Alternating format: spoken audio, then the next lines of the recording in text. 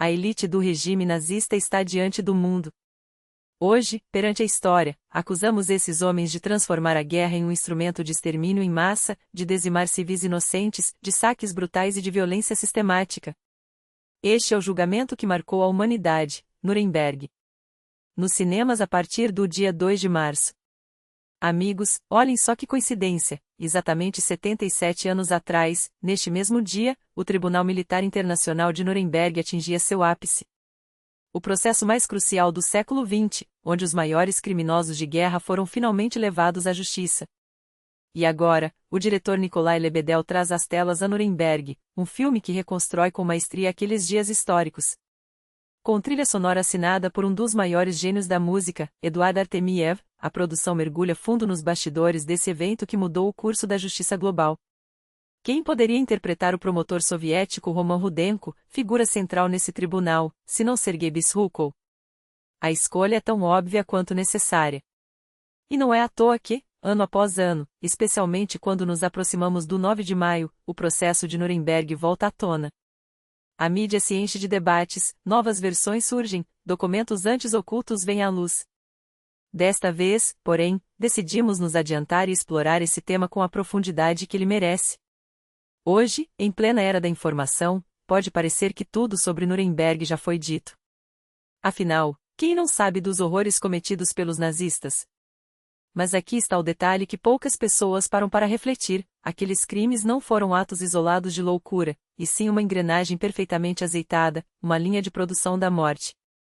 Os campos de concentração, as câmaras de gás, as execuções em massa, tudo funcionava com uma eficiência quase industrial. E o mais chocante: o mundo só tomou conhecimento da real dimensão desses horrores quando jornalistas acompanharam a libertação dos campos pelas tropas soviéticas e aliadas. Até então, para a maioria, era apenas boatos, sussurros distantes. Mas como, afinal, nasceu esse tribunal que entrou para a história? Vamos voltar no tempo. Em 1943, com a derrota da Alemanha nazista já no horizonte, os aliados, Estados Unidos, Reino Unido e União Soviética, se depararam com uma questão urgente: o que fazer com os criminosos de guerra?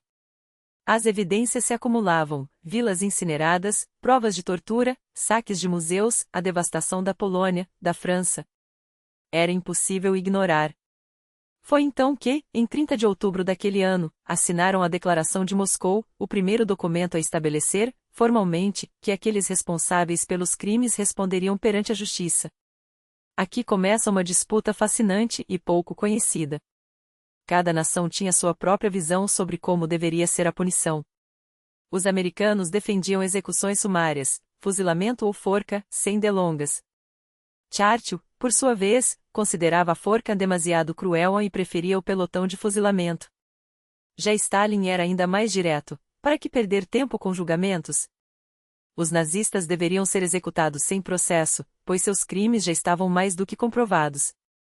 O líder soviético chegava a propor um método expeditivo: listar até 50.000 nomes, desde altos oficiais da SS e da Gestapo até burocratas do regime, e eliminá-los sem mais cerimônias. Mas havia um problema ainda maior por trás dessa discussão.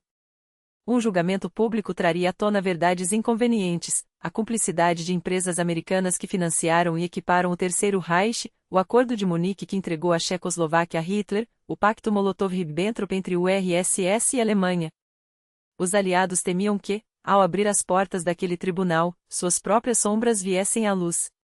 Mesmo assim, prevaleceu a ideia de que a justiça deveria ser feita às claras, para que o mundo visse a responsabilização dos agressores. Curiosamente, essa não foi a primeira tentativa de julgar crimes de guerra em larga escala. Após a Primeira Guerra Mundial, os aliados também tentaram responsabilizar a Alemanha por atos como o uso de gases tóxicos e a destruição de patrimônios culturais. Chegaram a compilar uma lista com cerca de 900 comandantes militares alemães para serem julgados. Mas, no fim, o processo foi entregue às próprias autoridades germânicas e, como era de se esperar, 90% dos acusados simplesmente desapareceram, escapando de qualquer punição. A justiça, mais uma vez, havia sido traída. Agora, pela primeira vez na história, as nações vencedoras assumiram o controle. E foi assim que nasceu o Tribunal de Nuremberg, não como um ato de vingança, mas como um marco na luta por um mundo onde crimes contra a humanidade não ficariam impunes. Mas como poderia um tribunal formado pelos vencedores da guerra ser justo? Como garantir que a balança não pendesse para o lado da vingança, e não da justiça? A resposta estava na própria estrutura do processo. Não se tratava de um julgamento contra a Alemanha, mas pelos crimes contra a humanidade. E isso mudou tudo. O dia 20 de novembro de 1945 marcou o início de um julgamento sem precedentes. Pela primeira vez, os maiores criminosos de guerra não seriam julgados por suas próprias leis, mas por um tribunal internacional, com 4 nações à frente: Estados Unidos, União Soviética, Reino Unido e França.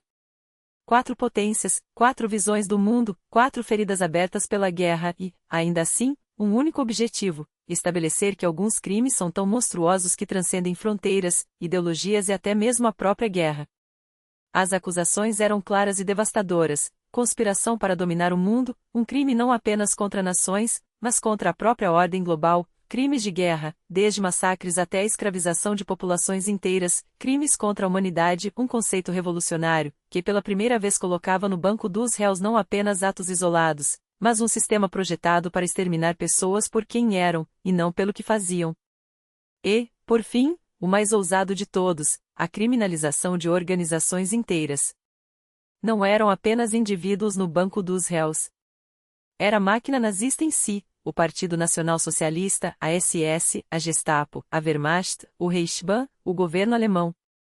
Todos aqueles que planejaram, executaram ou simplesmente assinaram as ordens que transformaram a Europa em um campo de extermínio. Mas por que a França? Afinal, a história não esconde o fato de que parte do país colaborou com Hitler, que o regime de Vichy foi cúmplice dos horrores, que muitos franceses fecharam os olhos enquanto judeus eram deportados. A presença deles no tribunal foi recebida com ceticismo, até com ironia. Há um relato famoso, e vergonhoso, do momento em que o Marechal Keitel, ao assinar a rendição da Alemanha, viu os franceses entre os vencedores e perguntou, sarcástico: "Vocês também ganharam, não é?" Era uma provocação justa: a França havia sido ocupada, humilhada, dividida. Mas foi exatamente isso que a tornou essencial. Os aliados precisavam de mais do que juízes, precisavam de vítimas. Precisavam de vozes que carregassem a dor daqueles que haviam sido traídos por seus próprios compatriotas, que entendessem o peso da colaboração e da resistência.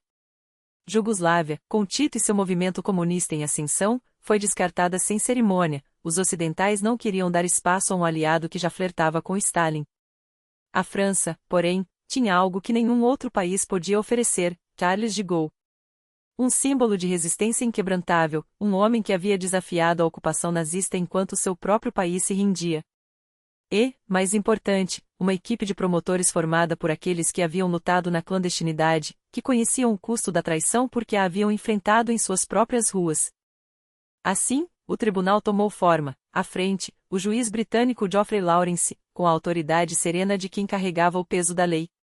Do lado da acusação, nomes que entrariam para a história: Robert Jackson, dos Estados Unidos, um estrategista brilhante que transformaria Nuremberg em um manual de justiça internacional; Hartley Shawcross, da Grã-Bretanha, implacável na exposição dos crimes; e Roman Rudenko, da URSS, que trouxe consigo as cicatrizes de um país que havia perdido 27 milhões de pessoas; e François de Menton, da França, um resistente que havia visto de perto o rosto da colaboração.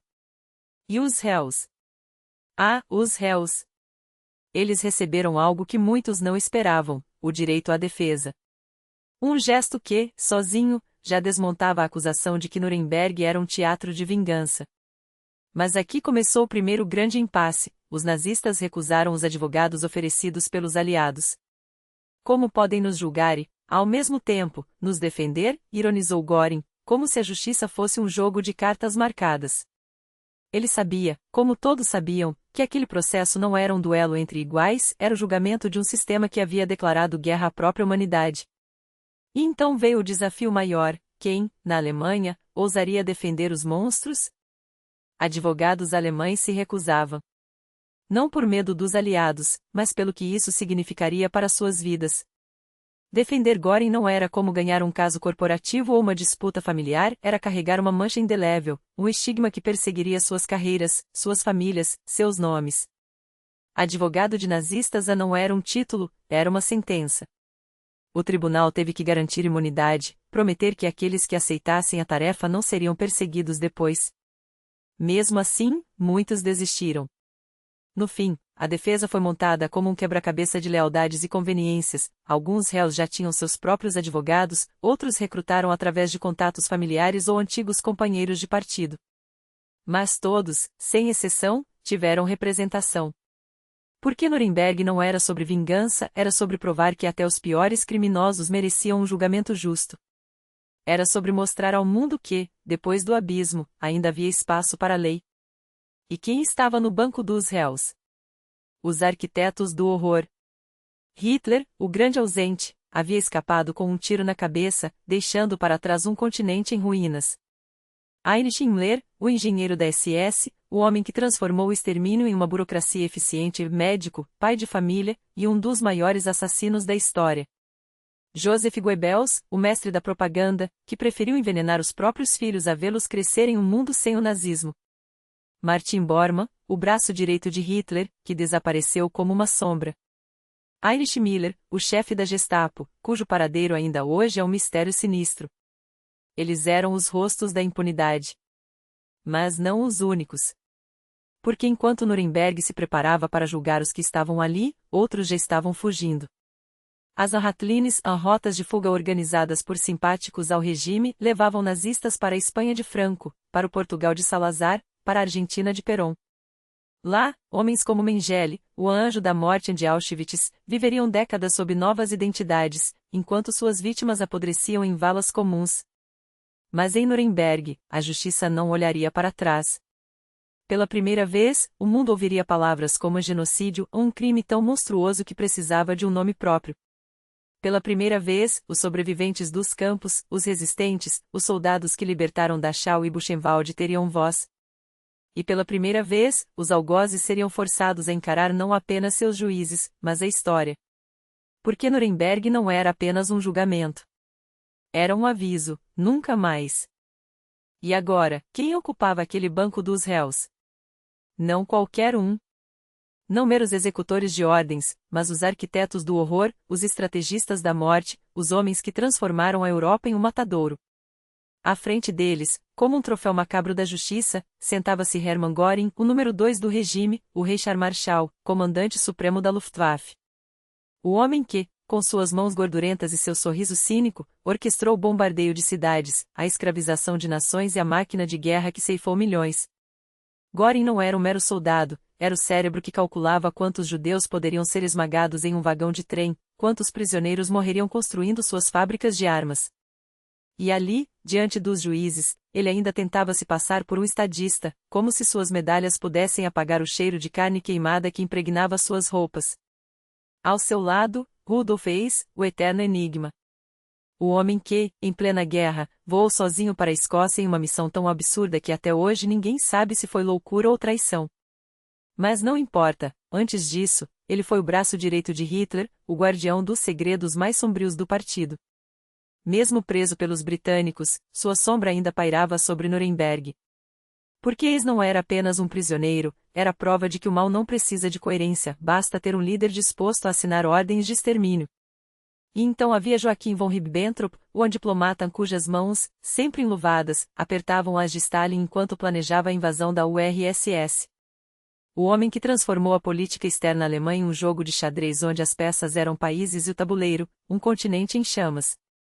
Ribbentrop não negociava paz, ele negociava tempo, tempo para que as divisões blindadas se posicionassem, tempo para que os fornos de Auschwitz fossem ligados. Mas a defesa mais sinistra viria dos militares.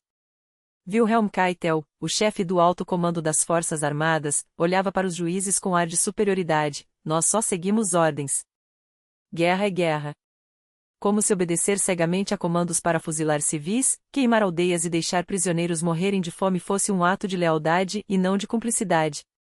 Keitel e seus generais sabiam. Eles sabiam dos pelotões de execução, dos guetos esvaziados, dos corpos empilhados como lenha. E ainda assim, assinavam os papéis, davam as ordens, lavavam as mãos com o sangue de inocentes. E o que dizer de Alfred Rosenberg, o filósofo do Reich? O homem que transformou ódio em doutrina, que escreveu que eslavos eram os sub-humanos em judeus, um vírus a ser erradicado. Rosenberg não matava com as próprias mãos, ele matava com palavras, com leis, com a caneta que assinava a sentença de morte de culturas inteiras. Porque antes de haver campos de concentração, houve ideias. E Rosenberg foi um de seus maiores propagandistas. Hans Frank, o anjurista. Sim, o homem que redigiu as leis que tornaram o Holocausto legal. Que assinou decretos confiscando propriedades, anulando cidadanias, autorizando experimentos em seres humanos.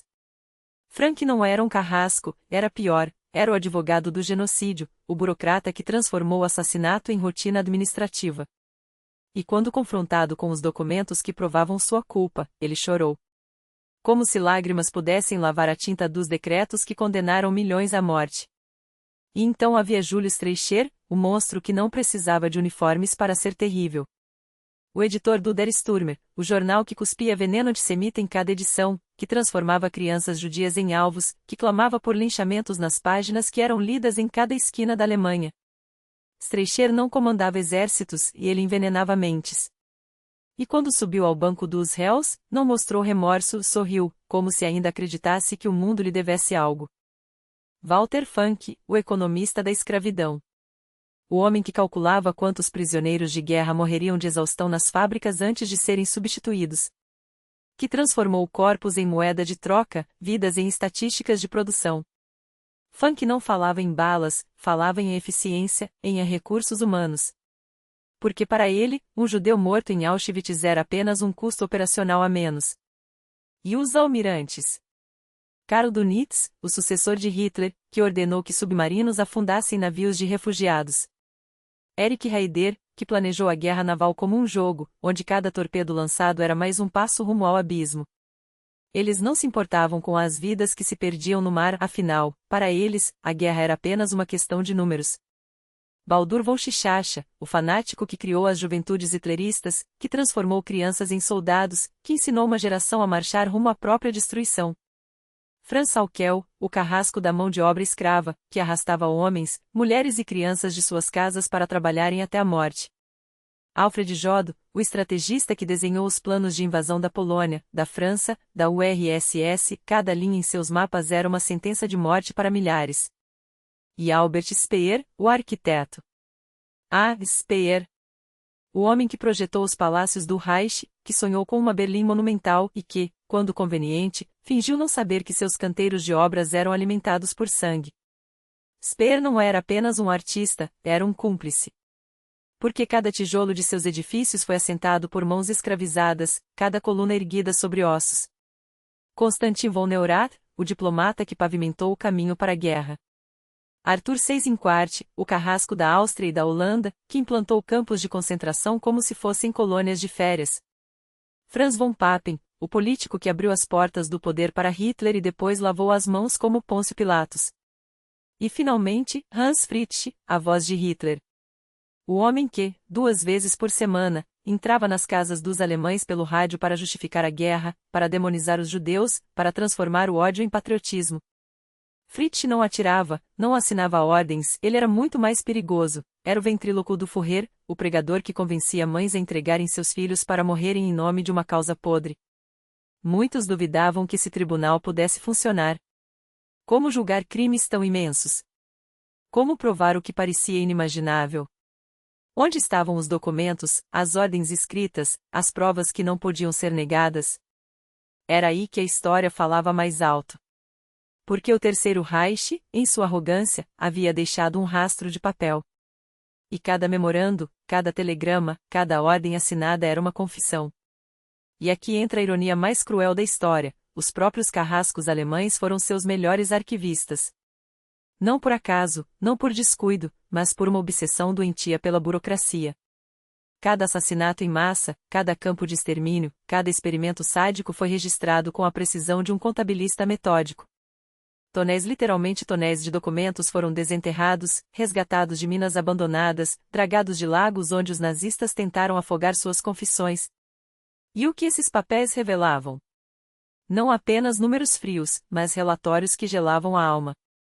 Imagine só, oficiais das Einsatzgruppen, os esquadrões móveis de extermínio, enviavam a Himmler cartas cordiais sobre o trabalho árduo de fuzilar milhares por dia. queixavam-se, em tom quase íntimo, do cansaço dos homens, da falta de pausas para o almoço, da logística macabra de enterrar corpos. Em um dos relatórios assinado, carimbado, arquivado, um comandante propõe, com a frieza de um engenheiro otimizando uma linha de produção, que as vítimas sejam alinhadas à beira de uma vala comum e abatidas em sequências calculadas, para que os corpos caiam em camadas, como lenha empilhada. A resposta? Aprovação imediata. Imleranui, o rei Xixeretioptapta, RSHA, endossa, e o método é posto em prática. Não era um delírio isolado, era procedimento operacional padrão, documentado em manuais que ensinavam, passo a passo, como operar os gasvagem, caminhões de gás, sem entupir os canos, ou como dosar o Zyklon B para maximizar a eficiência. Esses papéis não eram segredos perdidos no tempo. Eles existiam. Foram escritos, replicados, discutidos em reuniões, assinados por mãos que tremiam menos ao ordenar mortes do que ao preencher um formulário atrasado. E quando os aliados os colocaram sobre a mesa em Nuremberg, até os réus mais endurecidos sentiram o chão tremer. Robert Jackson, o promotor-chefe americano, não exagerava ao advertir: nossas provas serão esmagadoras. Vocês dirão que tirei o sono de vocês. Porque não se tratava de rumores de guerra ou propaganda, era a própria voz do Reich, em sua arrogância burocrática, confessando sem pudor. Os acusados, então, recorreram à única defesa possível: a covardia. Não sabíamos. Seguíamos ordens. Éramos marionetes de Hitler. Metade deles jurava ignorância, como se a montanha de documentos com seus carimbos e assinaturas fosse uma farsa. A outra metade, como Göring, tentaria transformar o tribunal em palanque até descobrir que, diante daquelas provas, até sua teatralidade tinha limite. E então, o processo começou. 20 de novembro de 1945. O mundo assistia, e o primeiro susto veio rápido. Robert Ley, o homem que havia transformado a Deutsche Arbeitsfront em uma máquina de propaganda e exploração, o mesmo que uma vez quase matara o ex-rei Eduardo VIII em um acidente de carro bêbado, não esperaria pela forca. Enforcou-se em sua cela, deixando para trás uma carta onde, entre delírios alcoólicos, admitia pela primeira vez o peso de sua cumplicidade. Meu Führer, eu o segui até o fim, escreveu, como se a lealdade a Hitler fosse atenuante para o sangue em suas mãos. Mas Ley sabia, não havia escapatória. Seu suicídio foi menos um ato de coragem do que a confissão final de um homem que entenderá, tarde demais, que nem a morte apagaria seu nome da história. Enquanto isso, as tensões entre os aliados começavam a vazar. Soviéticos, americanos, britânicos e franceses tinham um roteiro a seguir, ou pelo menos era o que parecia. Mas a justiça, quando lida com monstros, não cabe em scripts. 15 de outubro trouxe o caso Gustav Krupp, o magnata do aço que havia forjado as armas do Reich. O problema? Krupp era agora um velho senil, um fantasma de si mesmo, e seu filho, Alfred, herdara não só o império, mas os crimes. Os promotores queriam julgar os dois, mas a corte hesitou. Afinal, como condenar um homem que mal conseguia lembrar seu próprio nome?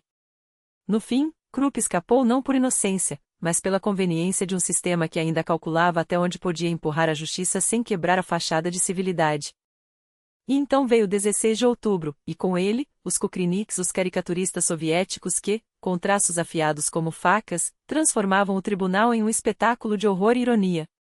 Suas ilustrações, publicadas nos jornais, mostravam os réus não como líderes derrotados, mas como ratos acuados, ainda vestidos com os farrapos de sua antiga grandiosidade. A imprensa tinha acesso irrestrito, e o mundo via, pela primeira vez, o rosto daqueles que haviam ordenado o indizível. Alguns desmaiavam ao ver as filmagens dos campos. Outros, como os advogados de defesa, tentavam desmontar as provas com argumentos jurídicos até perceberem que, diante daquelas imagens, até a lei parecia pequena. Nuremberg não era apenas um julgamento. Era um espelho quebrado, refletindo o que acontece quando a humanidade esquece que é humana. E cada documento, cada depoimento, cada olhar furtivo dos acusados era uma lasca desse espelho cortando fundo. E aqui está o detalhe que faz toda a diferença: os americanos e os britânicos, em um primeiro momento, hesitaram. Fechemos as portas à imprensa, sugeriram, com aquele receio calculado de quem não sabe o que pode emergir das sombras. Melhor não arriscar. Que fique entre nós. Mas os soviéticos, com aquela teimosia estratégica que os definia, insistiram: não. Que seja aberto. Que o mundo veja.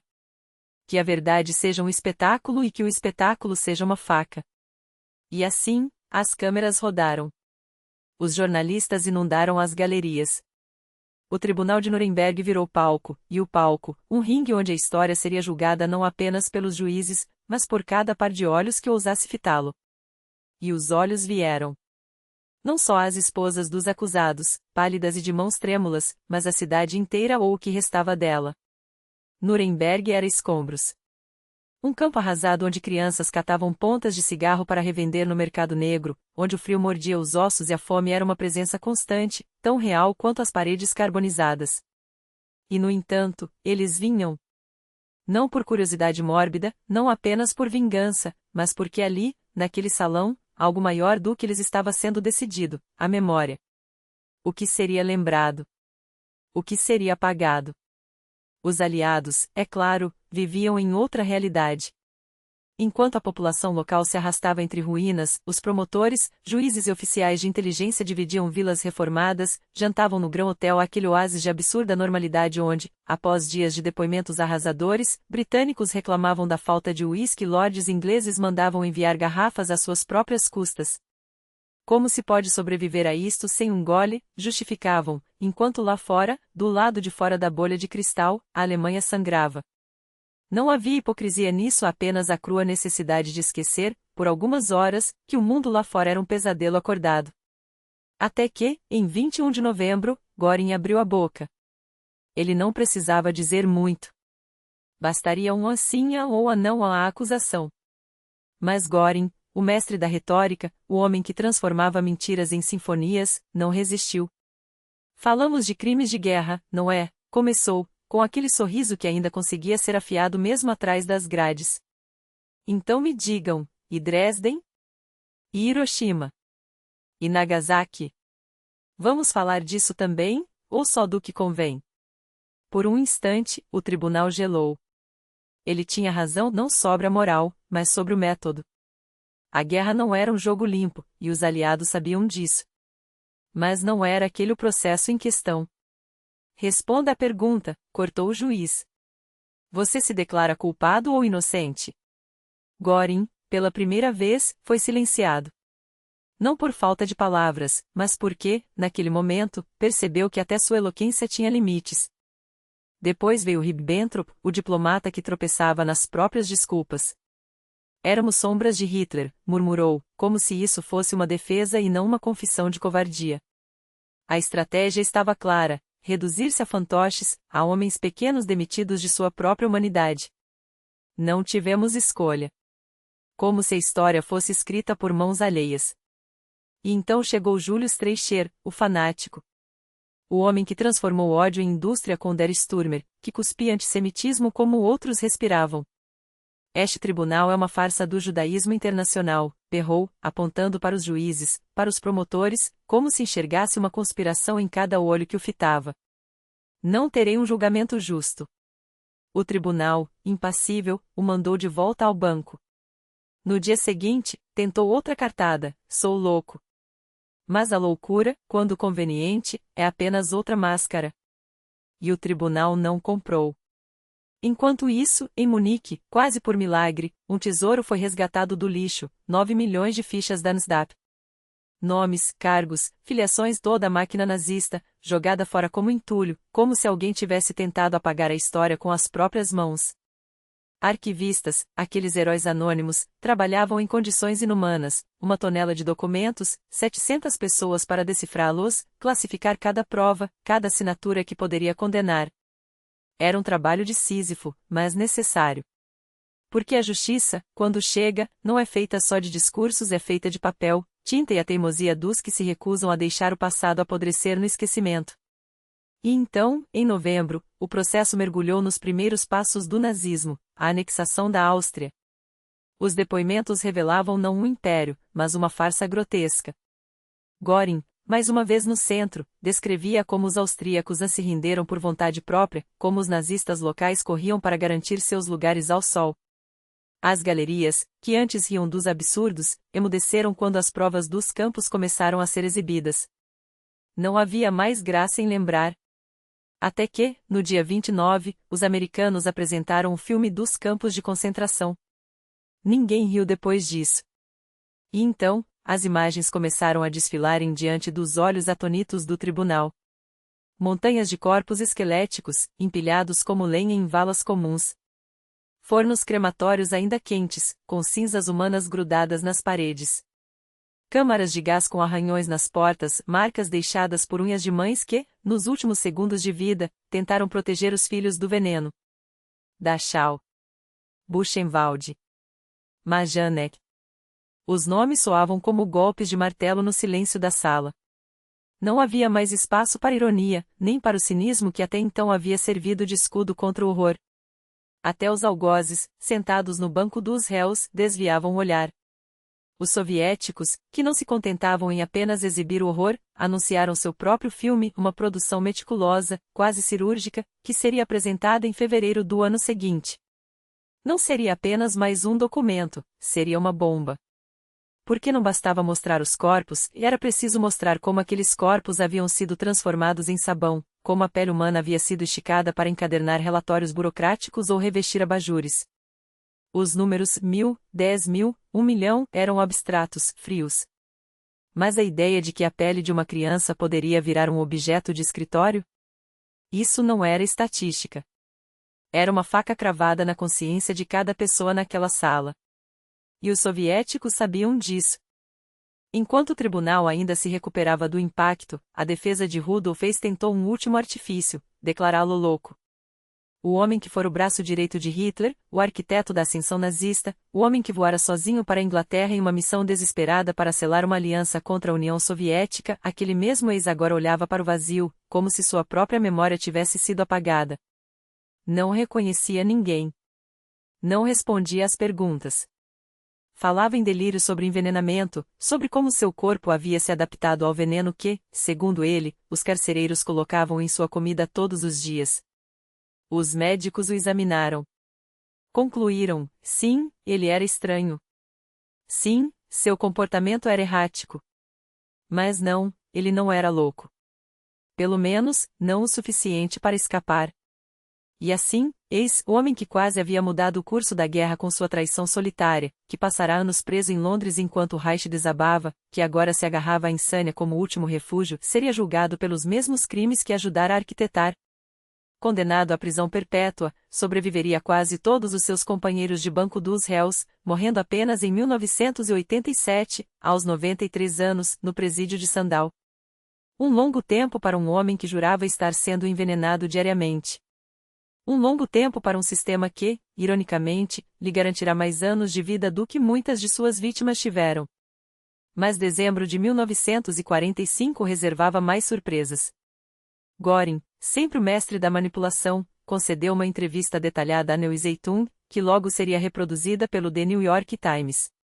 Falou com a arrogância de quem ainda acreditava estar no controle, analisando o processo como se fosse um jogo de xadrez e ele, o grande estrategista. A promotoria, especialmente os soviéticos, não demoraram a reagir. Isso não é um tribunal, é um palco, protestaram. Göring não estava sendo julgado, estava dirigindo o julgamento, transformando-o em mais um de seus espetáculos. A partir daquele momento, qualquer comunicação direta com a imprensa foi proibida.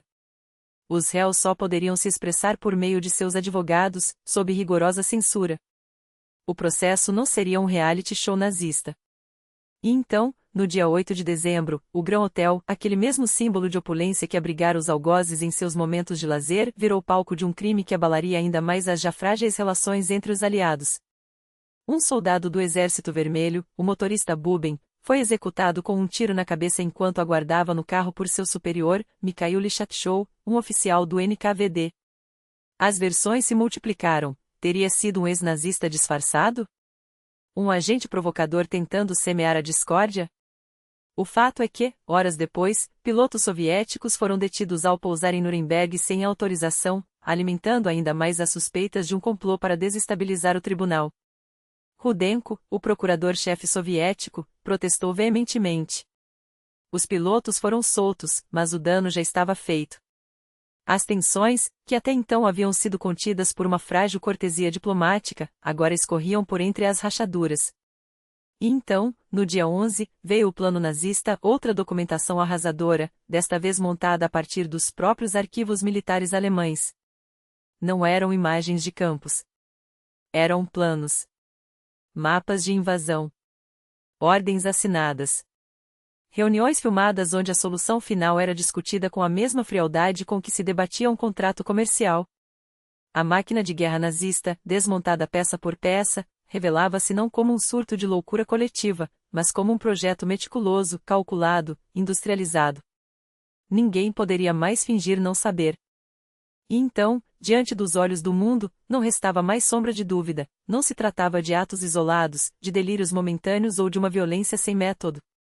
Os alemães não apenas tinham um plano, eles o executaram com a precisão de um relógio suíço. Documentos assinados, carimbados, arquivados com o zelo de burocratas que transformaram o extermínio em rotina administrativa.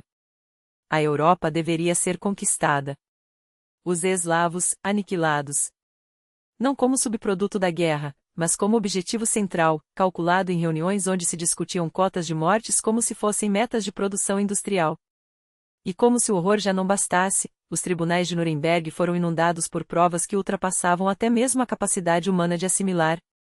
De Buchenwald, emergiram artefatos que desafiavam a sanidade, abajures feitos de pele humana, alguns ainda marcados pelas tatuagens de suas vítimas. Sobre a mesa de Ilse Koch, a bruxa de Buchenwald, esposa do comandante, repousava um peso de papel esculpido a partir de um crânio humano seco, como se a morte pudesse ser domesticada, transformada em objeto de decoração. 36 guardas de Dachau já haviam sido sentenciados à forca, seus corpos balançando como um aviso macabro de que a justiça, embora tardia, não seria negada.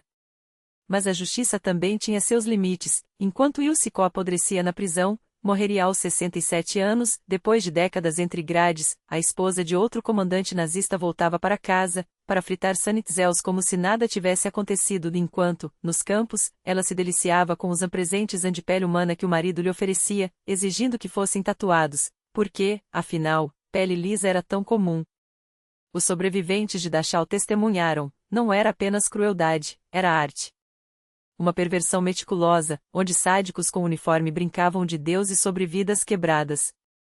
Karl Otto Koch, o comandante, seria julgado separadamente não por seus crimes contra a humanidade, mas por um detalhe quase grotesco, o assassinato de um prisioneiro que ousara denunciar seus roubos. A ironia era cortante, o sistema nazista devorava até seus próprios carrascos quando estes ameaçavam a fachada de uma ordem em que tanto prezavam. Mas Nuremberg não era um caso isolado.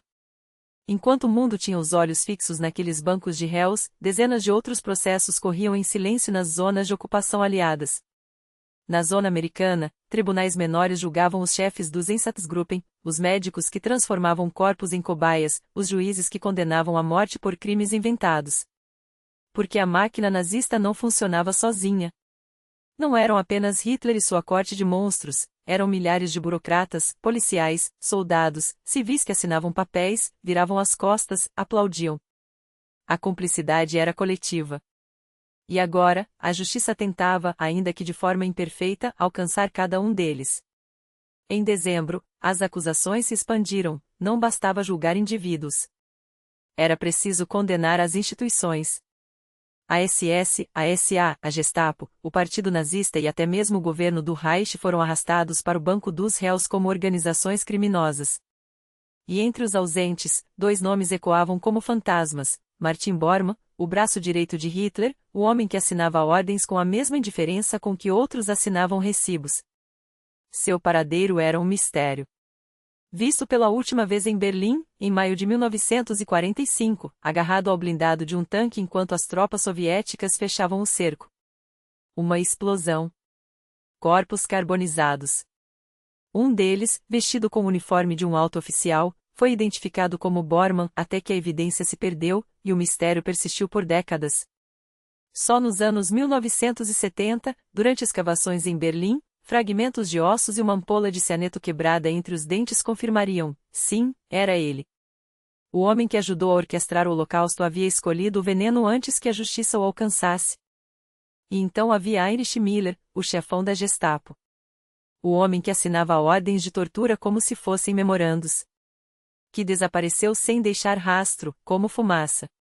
Rumores o colocaram na Argentina, vivo e impune, 2 décadas depois. Mas Miller jamais foi encontrado. Ajustiçou-se sozinho, ou algum cúmplice o ajudou a sumir? Não importa. O que importa é que, enquanto ele e outros como ele escapavam, o tribunal seguia adiante, implacável.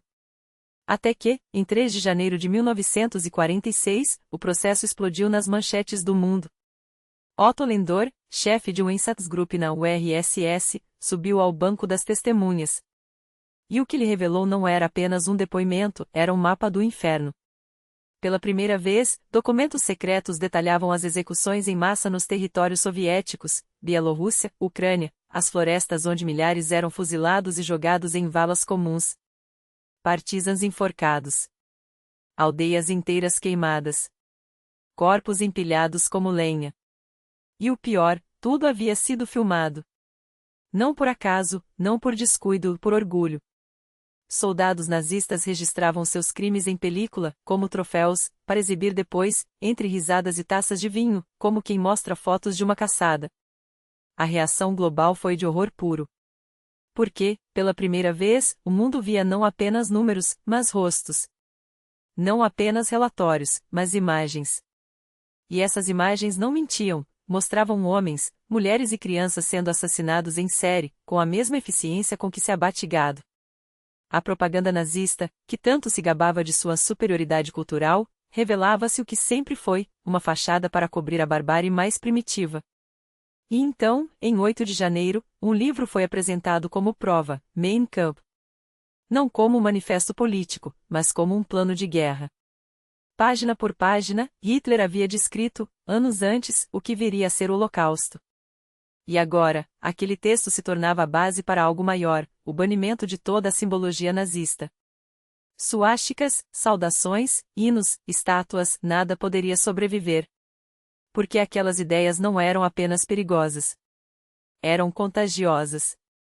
2 dias depois, em 14 de janeiro, os holofotes se voltaram para Karl Dönitz e Erich Raeder, os almirantes que comandaram a frota alemã. Dönitz, o sucessor de Hitler, respondia por crimes que iam além da guerra naval, era cúmplice do extermínio. Mas foi Raeder quem chocou o tribunal com uma ordem assinada por ele próprio, após afundar um navio inimigo, está proibido resgatar sobreviventes. Navios mercantes, navios de guerra, pouco importava. Seus tripulantes deveriam afundar junto com os destroços. Não por falta de recursos, mas por escolha. Porque, para o regime nazista, a guerra não tinha regras. Só vítimas. E assim, peça por peça, o processo desmontava não apenas os crimes, mas a mentalidade que os permitiu. Mostrava ao mundo que o mal não era um acidente da história, era uma construção. Metódica. Burocrática. E, acima de tudo, humana. Feita por mãos que assinavam papéis, que apertavam gatilhos, que viravam as costas. Mãos que, agora, tremiam diante de um tribunal que, pela primeira vez, ousava dizer, nunca mais. 1 milhão de almas arrancadas de suas vidas. Garrafas de champanhe. Sim, porque enquanto corpos apodreciam em valas comuns, o Terceiro Reich saboreava os melhores vinhos da França. Bordeaux, Borgonha, champanhe, não como espólio de guerra, mas como encomenda especial. Um homem, autorizado pelo próprio regime, percorria as adegas da Europa ocupada, selecionando o que havia de mais refinado para abastecer os festins dos algozes. Um detalhe grotesco que revelava a essência do nazismo, a capacidade de degustar o luxo enquanto orquestrava o extermínio. E então, em 19 de janeiro, o tribunal se volta para um nome que já ecoara nos primeiros dias do processo, Fritz Sauckel. O general Bevomaschigter für den Arbeitseinsatz, o engenheiro que transformou seres humanos em números numa planilha de custos. Ele entra na sala sem medo, afinal, o que era um tribunal perante um homem que movia exércitos de escravos? Eu apenas gerenciei a mão de obra, diria, como se assinar ordens para esmagar vidas fosse mera burocracia. Pagávamos sim, alguns marcados por dia, bem, alguns recebiam. Suas diretrizes, porém, não deixavam dúvidas. Devemos pagar o mínimo possível para maximizar a eficiência. palavras que soavam como uma confissão involuntária. Porque Salquel não era um mero técnico, era um carrasco com calculadora. Sabia de cada corpo exausto nos campos, de cada criança arrancada da escola para servir a máquina de guerra. E quando os subordinados falhavam em extrair o último suspiro de produtividade dos escravos, ele os punia. Incompetência, chamava. O tribunal chamaria de crime contra a humanidade. Mas o dia 30 de janeiro reservaria outro espetáculo macabro: Rudolf Hess, o fantasma do banco dos réus.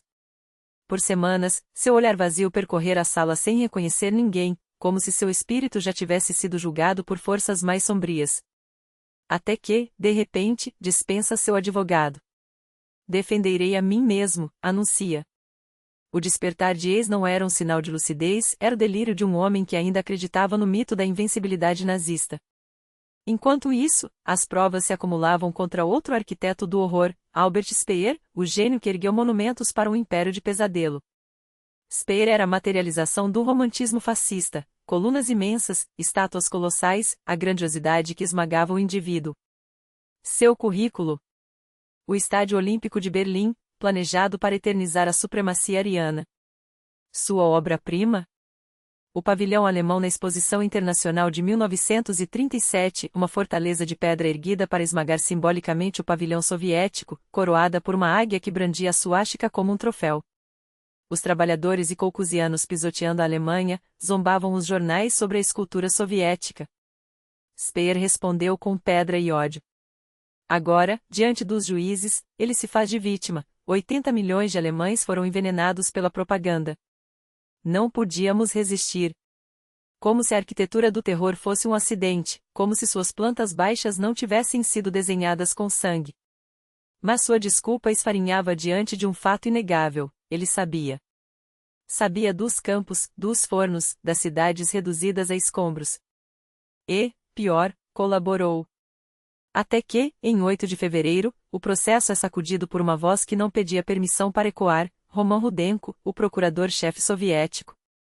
Enquanto Göring se esbaldava com ironias e provocava os promotores, Rudenko chegava como uma lâmina afiada. Sua estratégia? Arrasar a farsa da Wehrmacht inocente com um só golpe.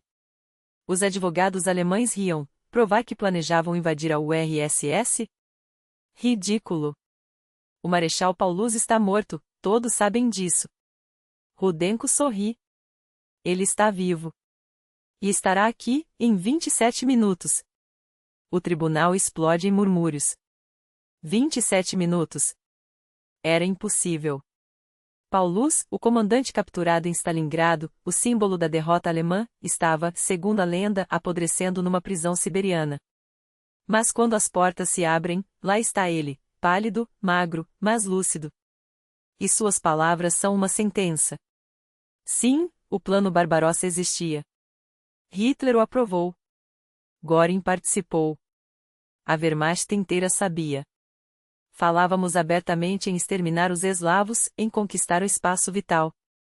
Os documentos estão aqui. As assinaturas estão aqui. Não há desculpas. O silêncio que se segue é o som de um mito desmoronando. Göring, pela primeira vez, emudece. Os advogados alemães, que minutos antes zombavam, agora se debatem em vão. Porque Paulus não era um fantasma, era prova viva de que o mal não se esconde atrás de desculpas. E quando Rudenko, anos depois, morreria ainda como procurador-geral da URSS, sobrevivendo a Stalin, a Khrushchev, as purgas e as guerras, seu legado estaria selado naquele momento. Nuremberg não era apenas um julgamento. Era o fim da impunidade. E o mundo, pela primeira vez, via que até os monstros podiam tremer. A corda se aperta em volta dos pescoços de Keitel e Jodo, e o ar em Nuremberg fica ainda mais denso. Não é apenas uma sentença que se aproxima, é o desmoronamento de um império de ilusões. Göring, o homem que até então ria como se ainda fosse o donatário de um Reich eterno, de repente entende: o jogo virou. Aqueles sorrisos cínicos, aquelas brincadeiras com os guardas americanos: vocês ainda vão precisar de mim como ministro, evaporam como fumaça de um crematório. Agora, ele vê o que todos já sabiam: o cadafalso não faz distinção entre generais e carrascos. E é nesse momento que o Reichsmarschall se transforma no que sempre foi: um oportunista em pânico. Os aliados percebem. A ordem é clara: isolar Göring. Que coma sozinho em sua cela, que mastigue a própria derrocada entre quatro paredes. Porque um homem como ele, com aquele talento para manipular, não pode ter acesso aos outros réus. Não quando o medo já os corrói por dentro. Não quando a próxima bomba está prestes a explodir. E ela explode. 19 de fevereiro de 1946. Os soviéticos entram em cena não com palavras, mas com imagens, um filme que não é apenas uma acusação, é uma facada no peito da humanidade. As câmeras mostram o que os documentos não conseguem transmitir, a fria eficiência da máquina nazista. Não há gritos, não há sangue jorrando, há processos. Há sabão feito de gordura humana, com aromas cuidadosamente testados, como se fossem produtos de uma fábrica modelo. A pele esticada em lâmpadas, em encadernações de livros, em documentos oficiais, porque até a morte tinha que ser útil. Aos protocolos dos experimentos, crianças congeladas até a hipotermia, mulheres infectadas com peste, homens dissecados vivos para estudar a resistência à dor. Tudo anotado, tudo arquivado, tudo assinado por médicos, por burocratas, por homens que voltavam para casa e beijavam seus filhos. O tribunal se cala. Alguns desmaiam. Outros vomitam. A imprensa internacional estampa manchetes que o mundo não consegue absorver de uma vez. Porque não é apenas crueldade, é método. Os nazistas não matavam por ódio, matavam por eficiência. E isso, mais do que qualquer coisa, é o que gelou o sangue daqueles que assistiam, a descoberta de que o mal não é um surto de loucura, mas um sistema. Um sistema tão bem oleado que até os cadáveres viravam matéria-prima. E então, como se o inferno precisasse de mais lenha, Churchill acende a fogueira. Fulton, 5 de março. O ex-primeiro-ministro britânico, com sua eloquência cortante, joga uma granada no meio do tribunal. Stalin foi um aliado leal, diz ele, mas agora a cortina de ferro desce sobre a Europa.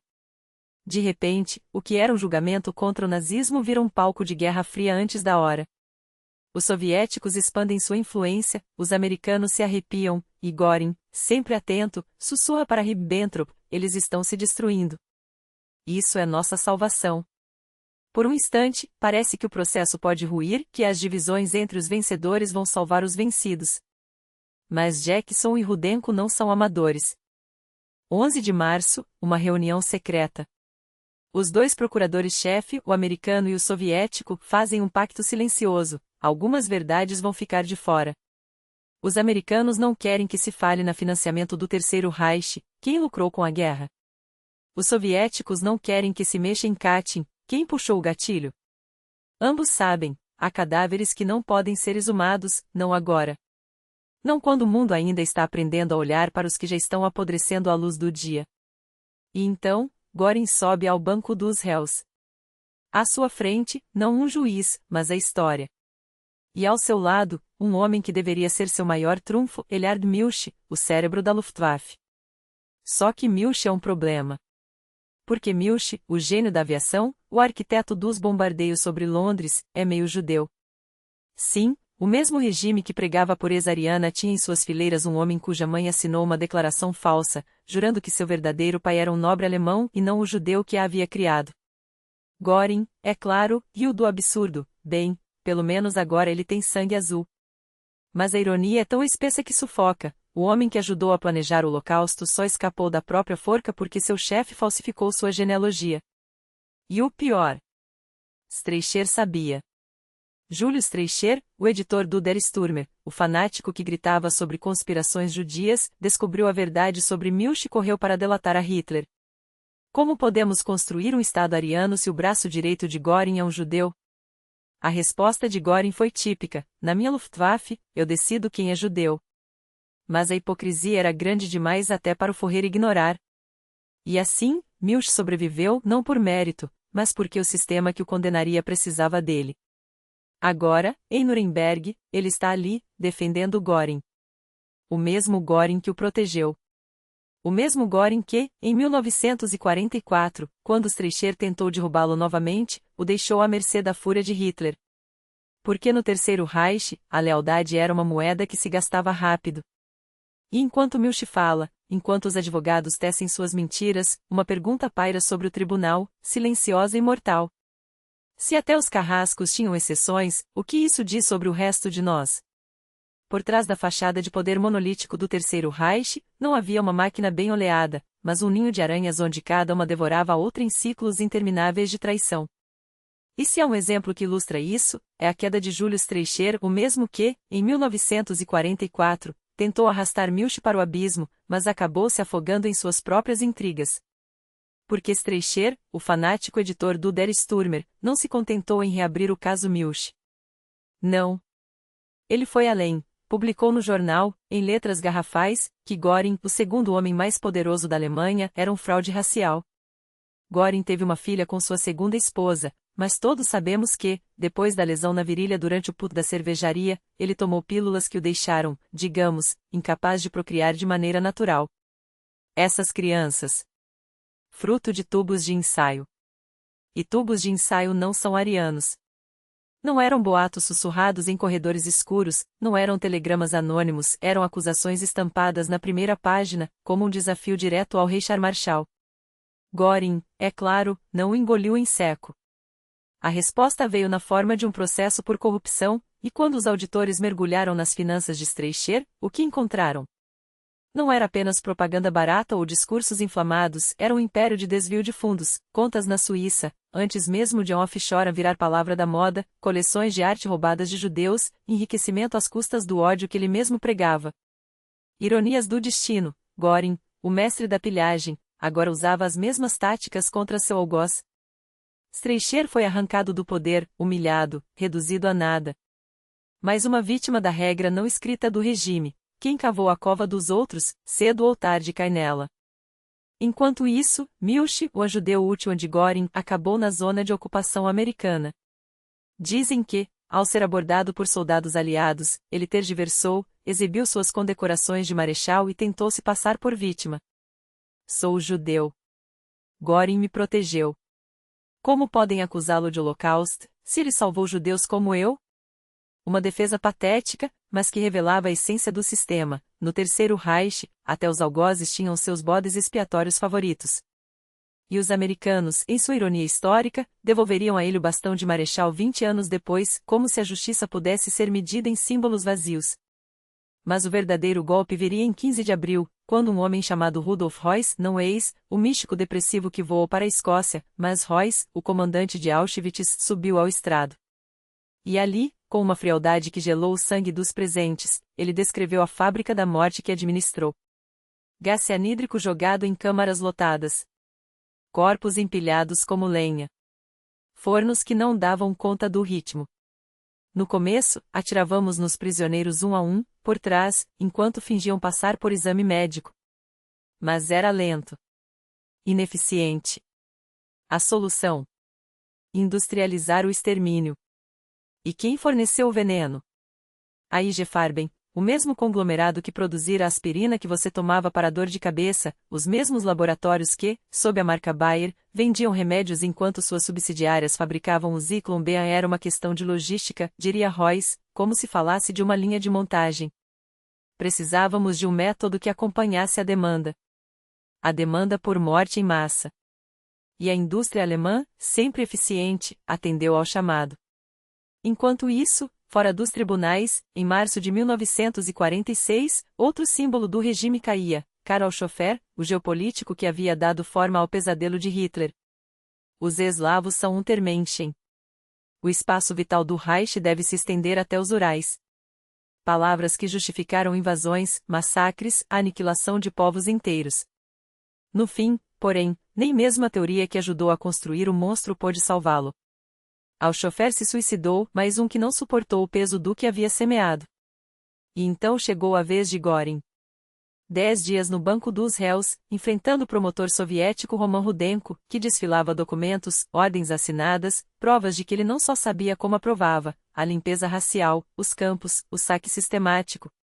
Você acumula arte roubada enquanto milhões morrem de fome, atacava Rudenko, exibindo inventários de quadros, esculturas, tesouros arrebatados de museus e sinagogas saqueadas. Göring, o dandy, o colecionador, o homem que se deleitava com o luxo enquanto seu país queimava. Há um detalhe que fica na memória, contado pela intérprete simultânea Tatiana Stupnikova. Ela chegou atrasada a uma sessão, tropeçou, quase caiu e uma mão a segurou. Cuidado, minha senhora. Você está em boas mãos. Ao levantar os olhos, viu Göring. O mesmo Göring que ordenara bombardeios, deportações, execuções. O mesmo que, naquele instante, agia como um cavalheiro. Uma máscara. Porque em Nuremberg, até a cortesia era uma arma. Os intérpretes, aliás, eram os verdadeiros heróis invisíveis daquele circo macabro. Traduzir, em tempo real, cada palavra dos promotores, cada desculpa esfarrapada dos réus, cada grito de dor das testemunhas. Sem pausas. Sem erros. Porque ali, cada sílaba podia ser a diferença entre a justiça e a impunidade. E enquanto eles se esgotavam, traduzindo o intraduzível, o processo seguia seu curso implacável. Até que, em 3 de abril, a acusação apresentou um documento que silenciou até os mais céticos, os diários de Anne Frank. As palavras de uma menina judia, escritas no esconderijo em Amsterdã, enquanto o mundo ao seu redor desabava. Páginas que provavam, melhor que qualquer relatório militar, o que o ódio sistemático era capaz de fazer. Apesar de tudo, ainda acredito na bondade humana, escreveu ela. Em Nuremberg, aquelas palavras soavam como uma acusação e como uma condenação antecipada. E então veio Alfred Rosenberg, o filósofo do Reich, o homem que transformou delírios em doutrina. Sua defesa? Uma salada de misticismo ariano, runas, mitos nórdicos e teorias sobre uma conspiração judia mundial. Não era uma guerra contra a União Soviética. Era uma cruzada. Ele vociferava, como se as câmaras de gás fossem um detalhe secundário em sua epopeia racial. Os judeus controlam tudo. Os bolcheviques são seus fantoches. Palavras que, ditas ali, soavam não como ideologia, mas como a confissão de uma loucura coletiva. Porque no fundo, era isso que Nuremberg expunha, não apenas crimes, mas a banalidade do mal homens que assinavam ordens de extermínio e depois se queixavam do jantar. Empresas que lucravam com o veneno e com a aspirina. Intelectuais que justificavam genocídios com runas e mapas. E, no centro de tudo, uma pergunta que ecoava entre as paredes do tribunal: como chegamos a isso? E o controle total undales controlierem era a obsessão que os devorava. Até mesmo a Igreja Católica, com sua influência sobre as massas, se tornou um obstáculo insuportável.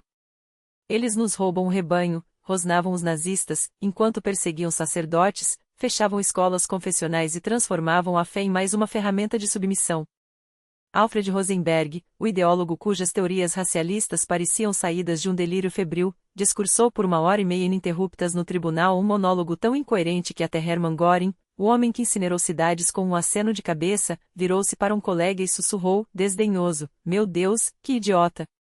Como Hitler pôde aguentar esse cretino por tanto tempo? A ironia era cortante. O arquiteto da pureza ariana era, nas palavras de Himmler, um anegroide, um homem cuja própria existência desmentia os dogmas que pregava. E então chegou Julius Streicher.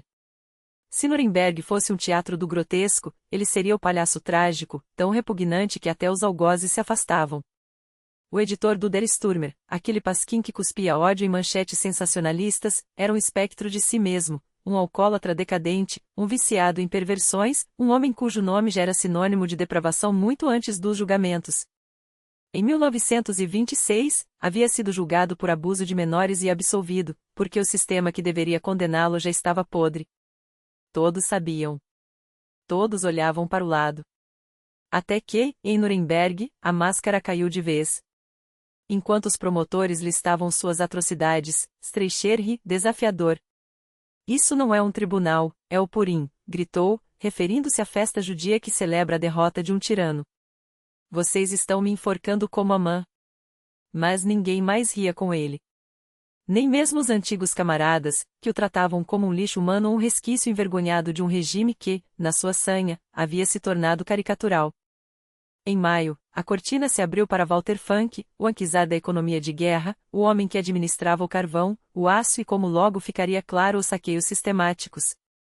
Funk chegará ao tribunal convencido de que sua burocracia o protegeria. Eu só cuidava do dinheiro, repetia, como se números em colunas pudessem lavar o sangue das mãos.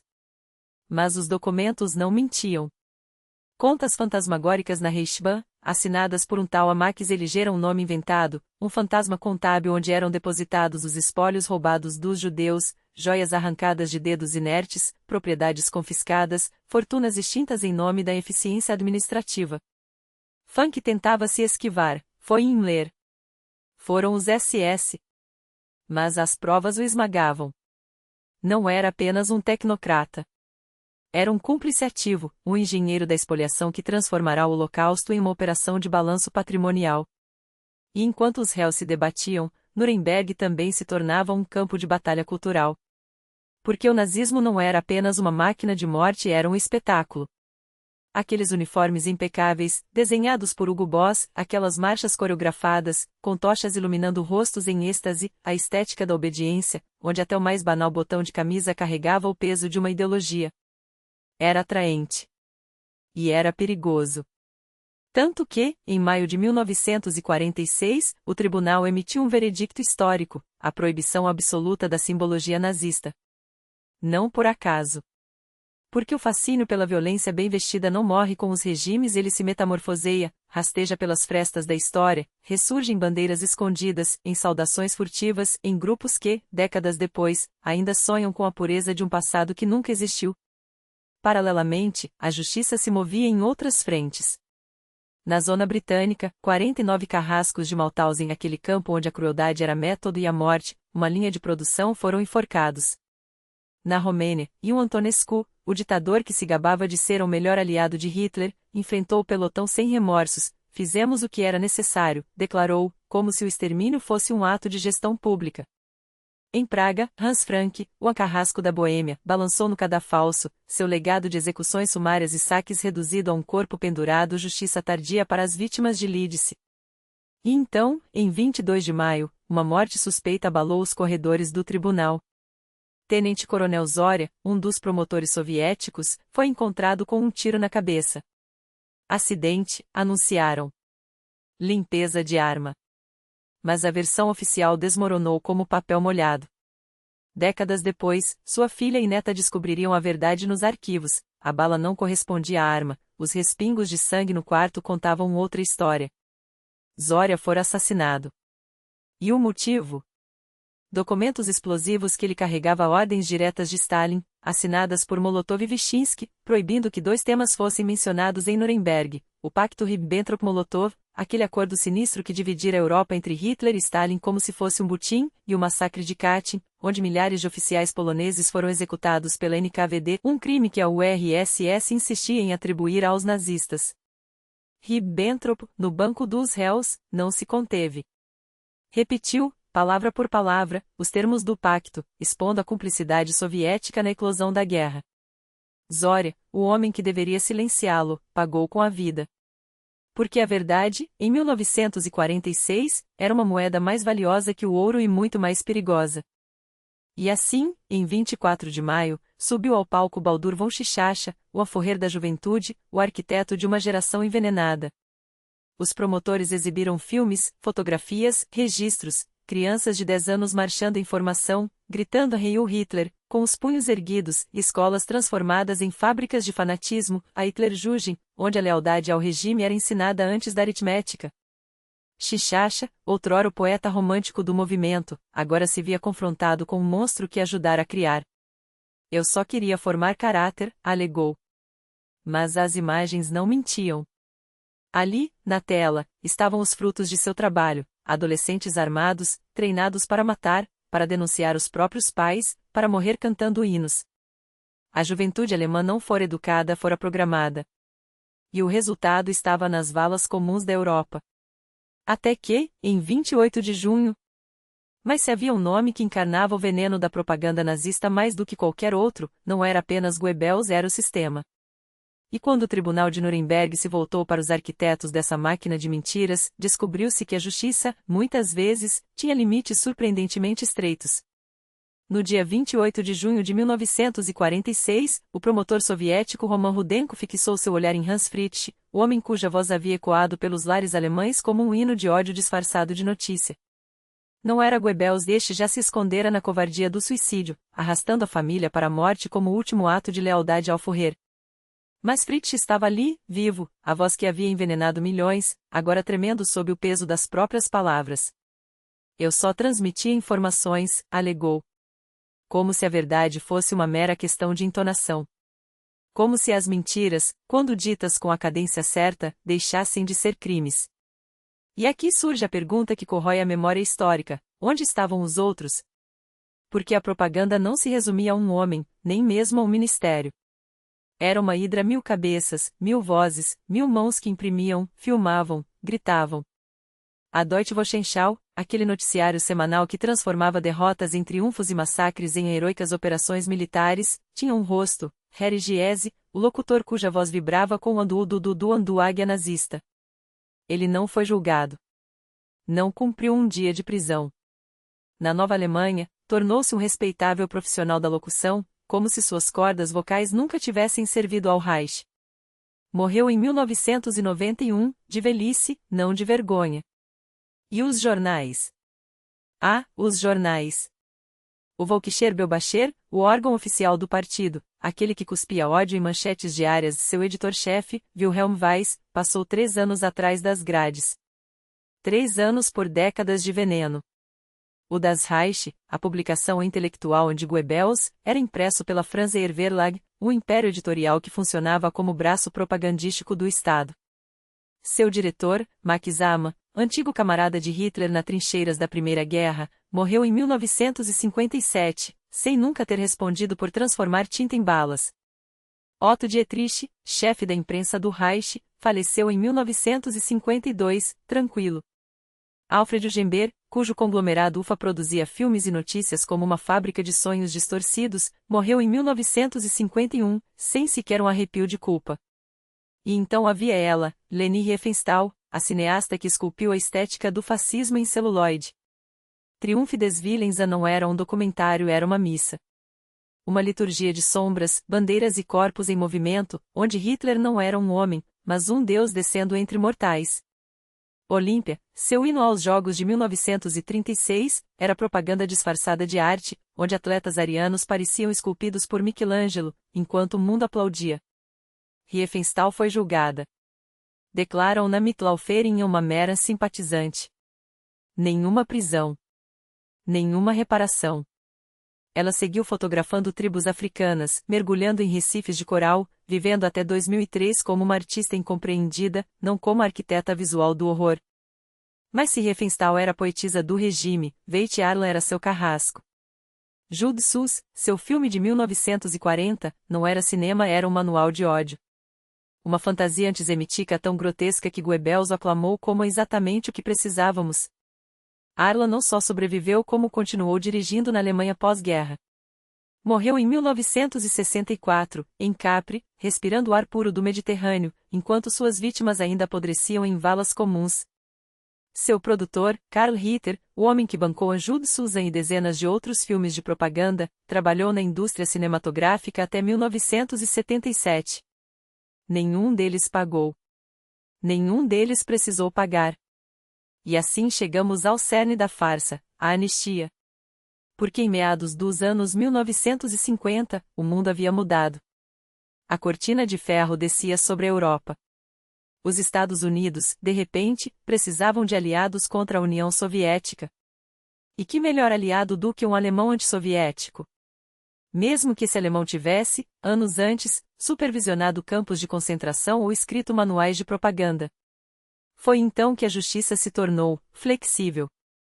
Feldmarechal Erich von Manstein, o estrategista brilhante que esmagou a resistência na Crimeia com uma brutalidade tão metódica que até os nazistas o condecoraram com um escudo da Crimeia, foi condenado mas logo libertado.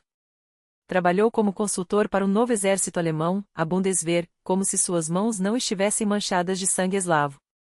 E não foi exceção.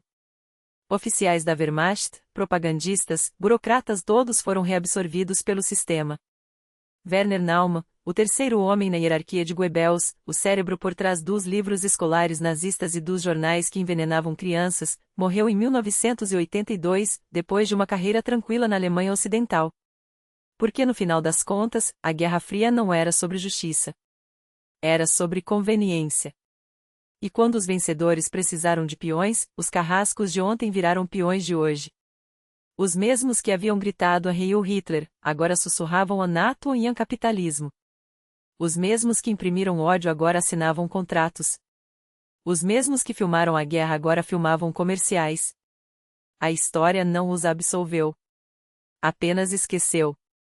Eles não eram poucos, esses mestres da reinvenção. Uma família inteira, pai, filho, irmãos, transformou o horror em indústria, o sangue em lucro. Geniais? Talvez. Mas a genialidade que constrói fábricas com ossos humanos não é engenhosidade, é cumplicidade. Eles não apenas sabiam como o sistema funcionava, eles eram o sistema. E quando a guerra acabou, seus nomes sumiram dos arquivos, mas seus negócios floresceram na Nova Alemanha. Porque o capital não tem memória. Só tem apetite. E então vem Werner von Braun. Ah, von Braun, o homem que presenteou o mundo com a Vergeltungswaffe, a arma da retaliação. Um brinquedo elegante que transformava Paris e Londres em alvos de um jogo macabro. A primeira bala de canhão intercontinental, projetada para matar em massa, com precisão cirúrgica. Os alemães tinham um dom para a engenharia, tanques que esmagavam cidades, aviões que apagavam céus, canhões que faziam a terra tremer. E von Braun? Ele não apertava gatilhos. Não assinava ordens de extermínio. Só desenhava. Só calculava trajetórias. Só supervisionava fábricas onde prisioneiros de campos de concentração trabalhavam até a morte, seus corpos empilhados como peças defeituosas de uma linha de produção. Ele sabia. Claro que sabia. Como não saber, quando o cheiro de carne queimada se misturava ao óleo das máquinas? Quando os engenheiros da SS selecionavam mão de obra entre os esqueletos ambulantes de Dachau? Fechar os olhos não apaga o som dos ossos quebrando sob o peso das turbinas. Mas von Braun fechou. E quando a guerra acabou, ele desapareceu, só para ressurgir do outro lado do Atlântico, de braços abertos pela NASA. Porque os americanos não queriam justiça. Queriam foguetes. E ele trouxe não só os planos da VE-2, mas uma equipe inteira de cérebros que, como o seu, haviam aprendido a calcular a morte em equações elegantes. Houve protestos, é claro. Jornais gritaram, como? Um nazista, aqui? Entre nós? Mas os protestos foram abafados. Afinal, que importância tinha o passado, quando o futuro era corrida espacial? Von Braun virou herói. Virou rosto de capas de revista. Virou o arquiteto do programa que levaria o homem à Lua. A América lavou suas mãos com o combustível de foguetes, e o mundo aplaudiu. Claro, os soviéticos não ficaram para trás. Pegaram os restos, os engenheiros que sobraram, os projetos que os americanos não levaram, os trabalhadores que ninguém mais queria. Porque na Guerra Fria, ética é um luxo que só os perdedores podem se dar. E enquanto isso, em Nuremberg, o verão de 1946 arrastava seus últimos suspiros. Os promotores falavam. Os advogados imploravam.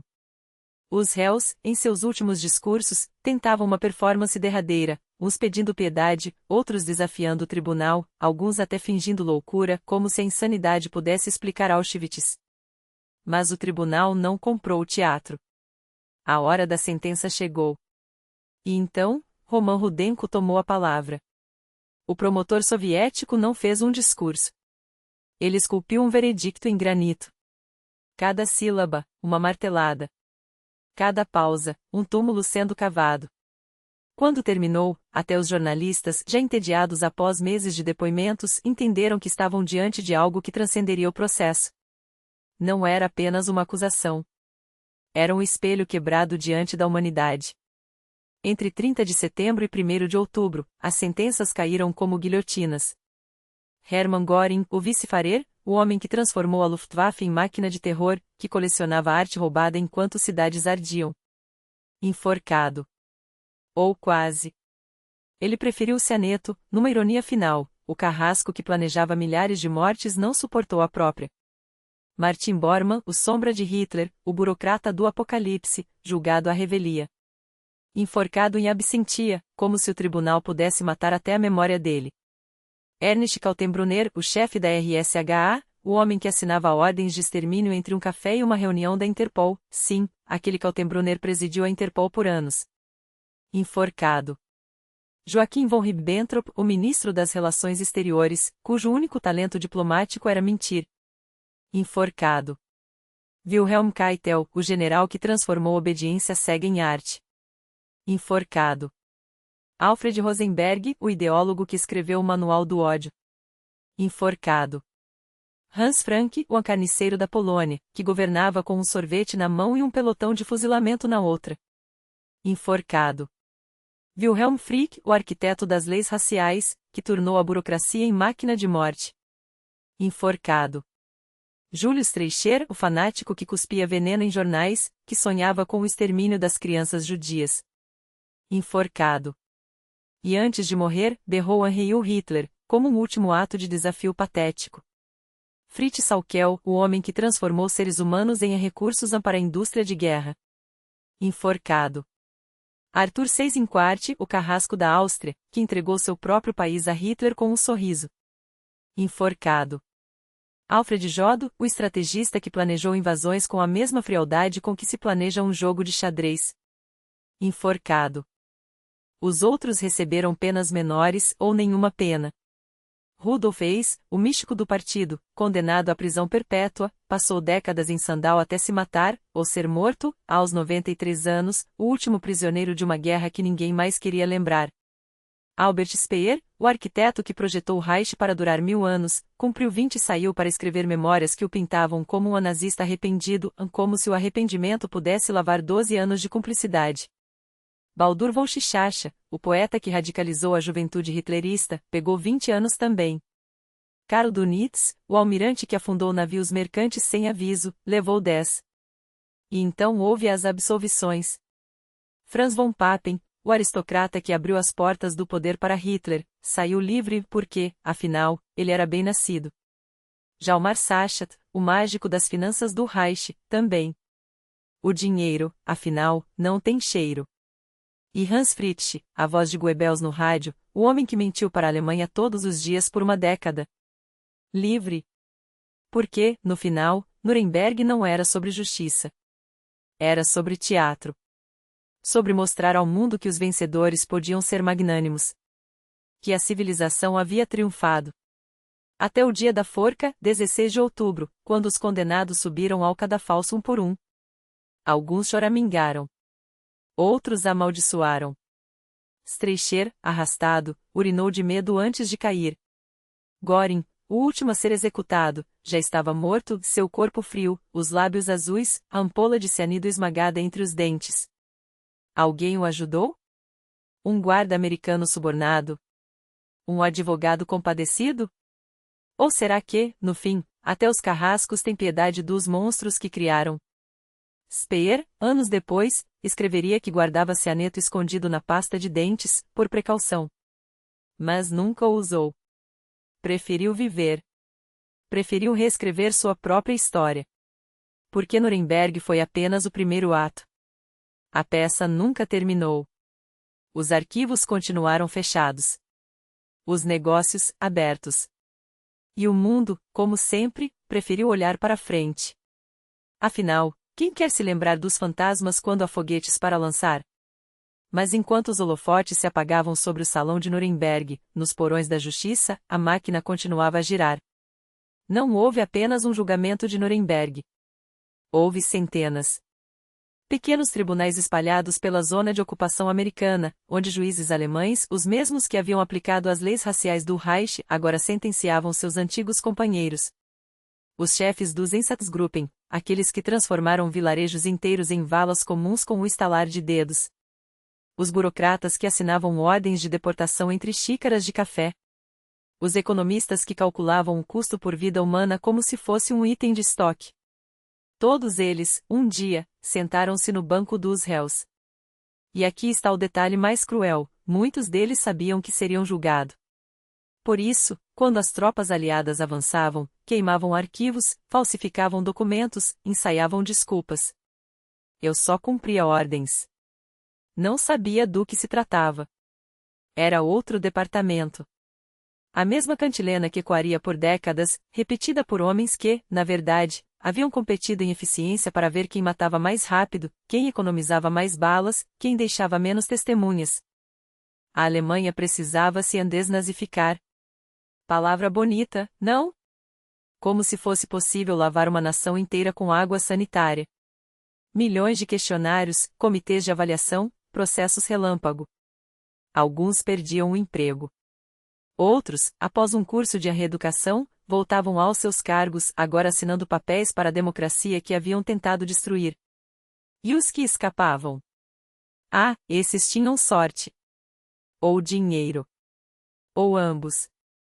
Médicos como Mengele, que trocou os laboratórios de Auschwitz por uma vida tranquila na América do Sul, protegido por ditaduras que viam em seu trabalho algo útil. Até que Mossad o encontrou. Até que o arrastaram, finalmente, para enfrentar o que havia feito. Não em Nuremberg, mas em Jerusalém, porque a justiça, quando tardia, precisa ser teatral. Precisa ser vista. Eis o legado ambíguo daquele tribunal. Provou que o mal pode ser documentado, dissecado, exposto em 16.000 páginas de protocolos. Mas também provou que o mal sobrevive. Dos 24 réus iniciais, 3 foram absolvidos. 3. Entre eles, Hjalmar Schacht, o gênio financeiro que bancou a máquina de guerra hitlerista, e Hans Fritzsch, o propagandista que chamava eslavos de sub-humanos no rádio e depois chorou no banco dos réus, jurando que era apenas um jornalista.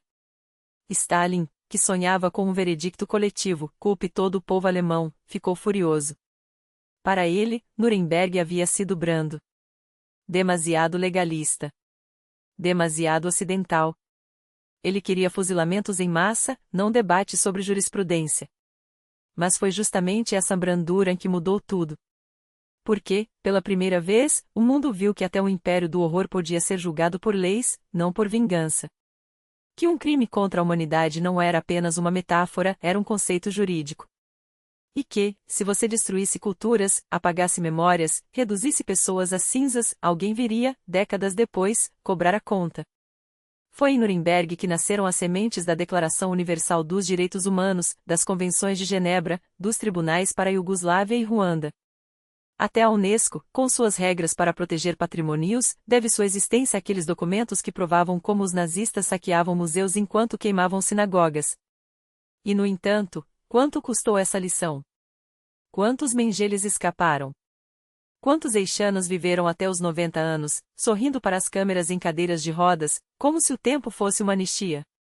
O último guarda de campo de concentração foi condenado em 2022.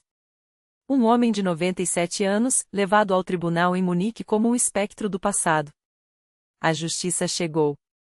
Mas chegará tarde. Sempre chega tarde. Porque o verdadeiro horror de Nuremberg não são os monstros que foram enforcados. São os que não foram. São os que voltaram para casa, trocaram o uniforme por ternos, e ensinaram seus filhos que aquilo tudo foi exagero. São os que, hoje, repetem as mesmas teorias em fóruns anônimos, com a mesma convicção de que alguém está mentindo sobre a história. Hemingway tinha razão, o fascismo é uma mentira contada por bandidos. Mas a mentira não morre com os bandidos. Ela se recicla. Se reinventa. E enquanto houver quem prefira a comodidade do esquecimento à dor da memória, ela encontrará solo fértil. Remarque, sempre lúcido, resumiu Hitler em uma frase: ele concentrava em si tanta mesquinharia, indiferença, egoísmo, estupidez, sentimentalismo barato, diletantismo e covardia que bastaria para destruir qualquer mito, o do Führer, o da raça superior, o da grandeza alemã. Nuremberg nos mostrou o que acontece quando essa concentração de podridão ganha poder. Mas também nos ensinou algo pior, que o mal não precisa de gênios. Basta com que homens comuns fechem os olhos. E você? Está olhando?